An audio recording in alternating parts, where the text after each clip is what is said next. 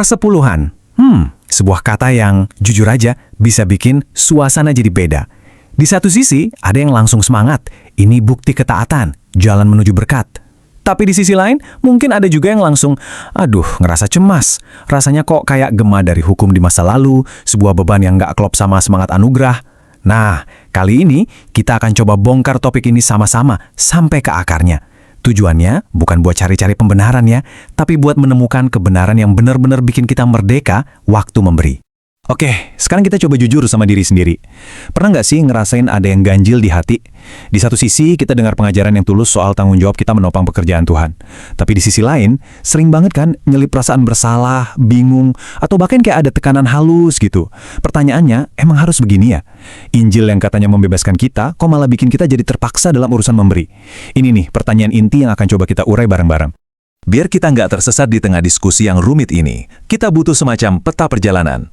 Kita akan mulai dari polemik yang ada sekarang ini, lalu kita mundur jauh ke belakang, ke konteks aslinya di Perjanjian Lama. Habis itu kita lompat ke Perjanjian Baru, melihat bagaimana anugerah mengubah segalanya. Setelah fondasinya kuat, baru kita pakai kacamata teologi Reformed, kita terapkan ke kasus spesifik di tata gereja GBKP, dan akhirnya kita mendarat di satu kesimpulan, gimana caranya memberi dari hati yang sungguh-sungguh merdeka. Yuk, kita mulai dari medan pertempuran yang ada sekarang. Pada dasarnya ya, perdebatan soal persepuluhan di gereja modern itu berputar di antara dua kutub ini. Satu, ini kewajiban yang mengikat, aturan yang harus ditaati buat buktiin kita setia. Atau dua, ini murni sebuah respon yang meluap-luap, buat dari hati yang bersyukur karena udah diselamatkan. Nah, cara kita menjawab pertanyaan ini bakal nentuin bukan cuma cara kita ngatur keuangan loh, tapi seluruh cara kita beriman dalam hal memberi.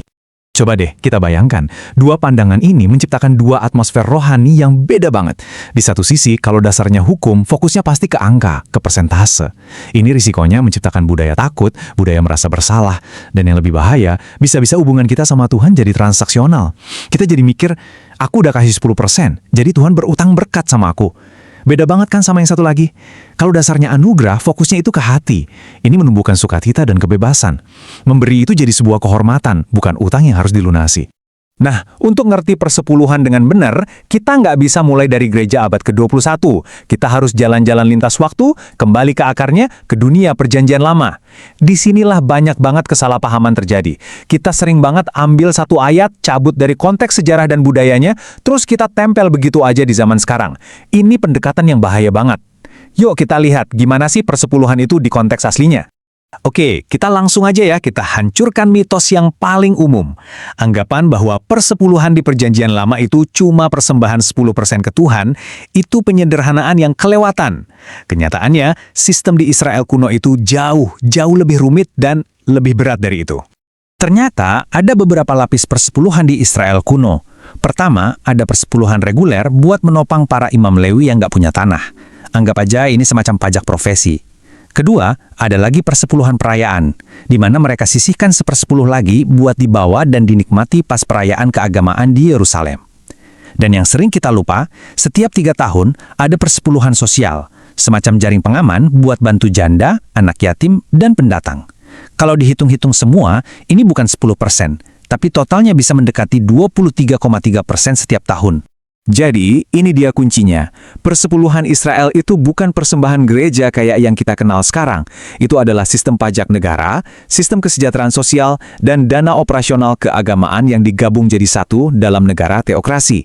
Tujuannya buat mendanai seluruh infrastruktur bangsa Israel. Jadi kalau kita coba tiru mentah-mentah sistem pajak kuno ini buat gereja modern di seluruh dunia, ya itu namanya salah tafsir yang fundamental. Oke, sekarang kita loncat ke Perjanjian Baru. Dan yang kita temukan di sini bukan cuma sekedar penyesuaian kecil-kecilan. Ini tuh revolusi total. Sebuah pergeseran paradigma yang radikal banget. Yang akarnya bukan lagi hukum Taurat, tapi pribadi dan karya Yesus Kristus. Ini ibaratnya sistem operasi yang benar-benar baru, namanya Injil Anugerah. Pergeserannya jelas banget. Fokusnya geser dari persentase tetap dalam sistem negara, jadi kerelaan hati yang digerakkan Roh Kudus dalam komunitas gereja global.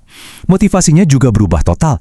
Bukan lagi kewajiban karena takut melanggar hukum, tapi sebuah respon syukur yang meluap dari hati yang udah merasakan langsung anugerah keselamatan di dalam Kristus. Dan kalau ada satu ayat yang merangkum semua etika memberi di Perjanjian Baru, ya inilah ayatnya. Coba kita perhatiin deh kata kuncinya. Kerelaan hati, bukan persentase yang udah ditentuin. Jangan dengan sedih hati atau karena paksaan. Ini jelas banget menentang segala bentuk tekanan. Dan puncaknya, sukacita. Fokusnya 100% geser ke motivasi dari dalam yang digerakkan Injil, bukan lagi tekanan dari luar. Ini penting banget buat kita garis bawahi ya. Nggak ada satupun ayat di Perjanjian Baru yang memerintahkan orang Kristen buat kasih persepuluhan 10%. Malah sebaliknya, Perjanjian Baru manggil kita ke standar yang jauh lebih tinggi. Kemurahan hati yang radikal yang nggak dibatasi angka.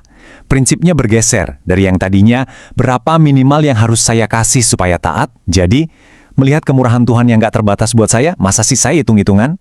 Terus gimana caranya kita menyelaraskan Perjanjian Lama dan Perjanjian Baru tanpa harus membuang salah satunya? Nah, disinilah tradisi teologi reform ngasih kita kacamata yang jernih banget. Kuncinya adalah mampu membedakan dengan benar fungsi hukum Taurat buat kita, orang percaya yang hidup di bawah anugerah Injil. Salah satu reformator, John Calvin, ngajarin kita untuk melihat hukum Taurat dalam 3 kategori. Ada hukum sipil, ini aturan buat negara Israel kuno, jelas nggak mengikat kita lagi. Ada hukum seremonial, contohnya sistem kurban bakaran, ini udah digenapi oleh Kristus. Tapi ada juga hukum moral, ini prinsip abadi yang mencerminkan karakter Tuhan, kayak mengasihi Tuhan dan sesama. Nah, perintah persepuluhan 10% itu secara spesifik masuk ke hukum sipil dan seremonial Israel. Tapi prinsip moral di baliknya, yaitu kemurahan hati, peduli sesama, dan mengakui Tuhan sebagai pemilik segalanya, itu tetap berlaku. Jadi, artinya apa secara praktis? Gini, dari perspektif Reformed, angka 10% itu bisa jadi pedoman disiplin rohani yang baik banget. Sebuah titik awal yang bijaksana buat melatih kita jadi murah hati. Tapi, ini nggak boleh jadi aturan kaku yang kita pakai buat menghakimi iman orang lain atau diri sendiri. Kita harus selalu waspada sama 2 bahaya besar. Pertama, legalisme, yaitu sombong rohani karena merasa sudah taat. Dan kedua, teologi kemakmuran, yaitu menjadikan pemberian sebagai investasi, biar dapat balasan dari Tuhan. Oke, sekarang kita bawa semua prinsip teologi ini ke dunia nyata. Kita lihat sebuah studi kasus gimana persepuluhan diatur dalam tata gereja GBKP. Disinilah teologi yang ideal bertemu dengan realitas organisasi yang praktis. Di dalam tata gereja GBKP, pasal 77 memang secara jelas menyebut persepuluhan sebagai salah satu sumber keuangan. Ini fakta organisasi. Tapi pertanyaan teologis yang lebih dalam adalah, gimana kita harus memahami otoritas pasal ini? Apakah ini setara dengan perintah di Alkitab? Nah, ini dia intinya. Pasal 77 itu adalah sebuah keputusan sinodal. Artinya, ini adalah kesepakatan organisasi yang dibuat para pemimpin gereja demi ketertiban bersama. Ini baik dan perlu, sama kayak peraturan lalu lintas.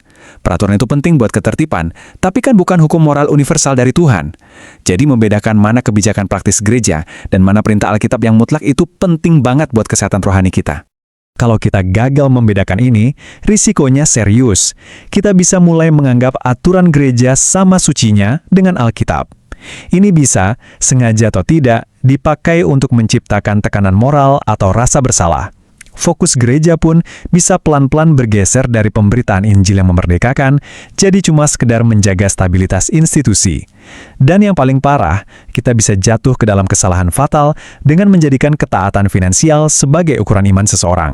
Jadi, setelah kita bongkar semua ini, kita mendarat di mana? Gimana cara kita menyatukan semuanya jadi sebuah praktek memberi yang sehat, aman secara teologis, dan yang paling penting, memuliakan Kristus?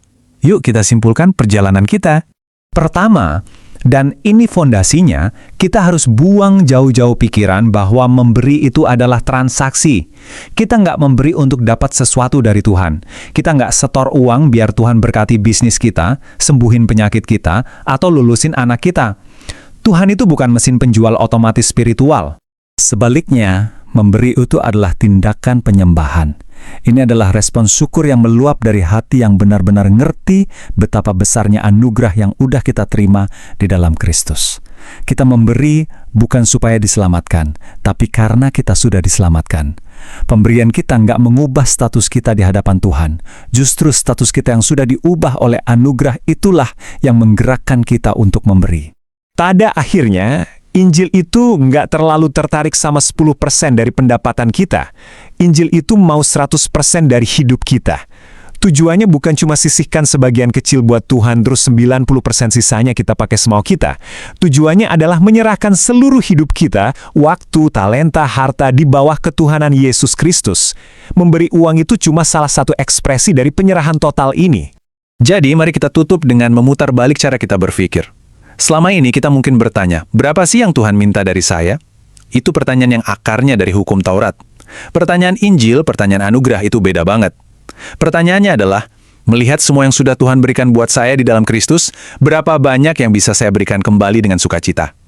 Nah, ketika kita mulai merenungkan anugerah yang gak terbatas itu, pengampunan total, janji hidup kekal yang kita terima gratis, maka memberi itu bukan lagi beban. Ia menjadi sebuah respons yang alami, penuh sukacita, dan memerdekakan. Itulah kemurahan hati yang sejati.